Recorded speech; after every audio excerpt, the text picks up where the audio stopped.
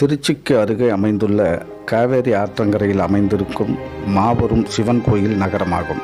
இதனை திருவானைக்காவல் என்றும் அழைப்பார்கள். புராண காலத்தில் வெண்ணாவல் மரங்கள் நிறைந்த காடாக இத்தலம் இருந்ததாக கூறுகிறார்கள்.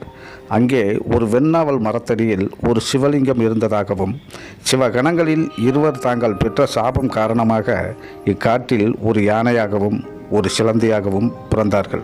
சிவலிங்கம் கூரை இல்லாமல் வெயில் மலையில் கிடந்ததாக சிலந்தி சிவலிங்கத்தின் மேல் வலை பின்னி வெயில் மலை மற்றும் மரத்தின் சருகுகள் லிங்கத்தின் மேல் விழாமல் காத்தது.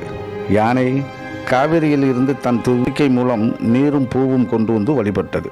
யானை சிலந்தி பின்னிய வலையை தேவையற்றதாக கருதி அதை அழித்துவிட்டு செல்லுமாம்.